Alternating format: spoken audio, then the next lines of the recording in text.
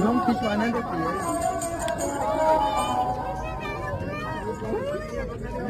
थोड़ा बच्चा बना दे